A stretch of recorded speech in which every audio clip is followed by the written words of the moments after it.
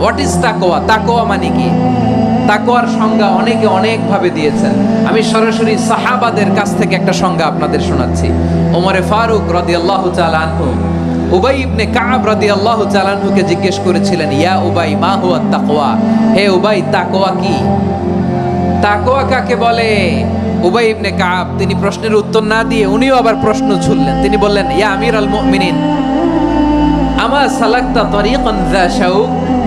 আপনি কি কাঁটাযুক্ত রাস্তা দিয়ে মরুভূমিতে কখনো হেঁটেছেন? যে রাস্তার চারদিকে ক্যাকটাস, গুলমলতার কাঁটা, হেঁটেছেন? ওমরে ফারুক বললেন, নাম, হেঁটেছি। বালা, হেঁটেছি। কাইফা আমিলতা, কিভাবে হেঁটেছেন? ওমরে ফারুক বললেন, শাম্মারতু ওয়াজতাহাদতু, আমি আমার জামা, জুব্বা আর চাদর আঁটো-সাঁটো করে গায়ের সাথে এমন ভাবে মিলিয়ে রেখেছি, এমন সাবধানে হেঁটেছি যাতে করে মরুভূমির ক্যাকটাসের গুলমলতার কাঁটা আমার গায়ে বিঁধে না যায়। উবাই ইবনে কাব বললেন, ফাযালিকা হুয়া তাকওয়া। আরে তাহলে আপনি তো ঠিকই জানেন তাকওয়া মানে কি। এটাই তো তাকওয়া। ওই রাস্তা দিয়ে যেভাবে হেঁটেছেন, পুরো দুনিয়ার জিন্দেগিটা এইভাবে সাবধানে চলার নামই হচ্ছে তাকওয়া। চিল্লায় বলো ঠিক কিনা? এই দুনিয়াতে পাপ পঙ্কিলতা থাকবে, শয়তানির হাতছানি থাকবে, অপরাধ প্রবণতা থাকবে, নফসের খায়েশ থাকবে, অন্যায়ের হাতছানি থাকবে। সব কিছুকে দোলে মুচড়ে পেছনে ফেলে সাবধান হয়ে এই দুনিয়ার সিরাতুল মুস্তাকিমের পথে চলতে হবে। যে রাস্তা শুরু হয়েছে দুনিয়াতে, শেষ হয়ে গিয়েছে আল্লাহর জান্নাতের ভেতরে। চিল্লায় বলেন ঠিক কিনা? আমার প্রিয় চাঁপাইনবাবগঞ্জের ভাইয়েরা, এটার নামই তাকওয়া। উবাই ইবনে কাব বললেন, ও আমিরুল মুমিনিন, ওই কাঁটাযুক্ত গুলমলতার রাস্তার মধ্যে ঠিক যেমনি সাবধান হয়ে আপনি হেঁটেছেন, এই দুনিয়ার বুকে ওই সাবধান হয়ে চলার নাম হলো তাকওয়া। সুবহানাল্লাহ। তাকওয়ার শুধু দুইটা নমুনা আপনাদের সামনে পেশ করব, আপনাদের ক্লিয়ার হয়ে যাবে। একটা নমুনা তো দিলাম, আরেকটা নমুনা, সেটাও ওমরে ফারুক রাদিয়াল্লাহু তাআলা আনহুর জীবনী থেকে। উনি ছিলেন ন্যায়পরায়ণ শাসক। রাত্রিবেলা প্রজাদের কি হাল হাকিকত, কি অবস্থা, ঘুরে ঘুরে প্যাট্রোলিং করতেন পুলিশের মতো। সারা রাত তিনি ঘুরেছেন কার কি অবস্থা দেখে।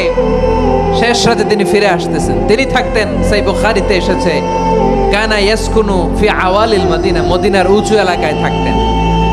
তো ফিরে আসার সময় উনি একটা প্রাচীর বেষ্টিত ঘরের পাশে দুইজন নারীর কথোপকথন শুনতে পেলেন। একজন বৃদ্ধা, একজন যুবতী।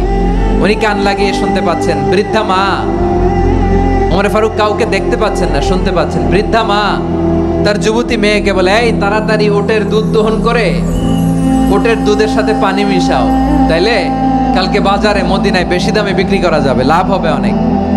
বৃদ্ধা মহিলা এটা বললেন। যুবতী মেয়ে উত্তরে বলে, মা আপনি জানেন না আমিরুল মুমিনিন খলিফাতুল মুসলিমিন ওমরে ফারুক দুধে পানি মিশানোকে দণ্ডনীয় অপরাধ বলে ঘোষণা দিয়েছে, জানেন না? এবার বৃদ্ধা মহিলা বলে, আরে পাগলি, এই ভোর রাতে আমিরুল মুমিনিন ওমরে ফারুক আসবে কোত্থেকে? উনি আসবে কোত্থেকে? ওনার বাইক পেয়াদা সিকিউরিটি আসবে কোত্থেকে? কেউ দেখবে না। আরে কেউ দেখবে না, তাড়াতাড়ি দুধের সাথে পানি মেশাও। এই কথা যখন মা বলেছে, যুবতী মেয়েটা চমৎকার একটা উত্তর দিয়েছে। তিনি বলেছিলেন, ইয়া উম্মি, ও আমার মা, লাউলা রাআ উমর লা রাআ রব্বু উমর।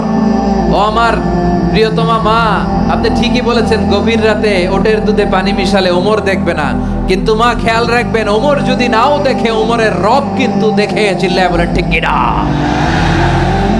দিস ইজ কল্ড তাকওয়া।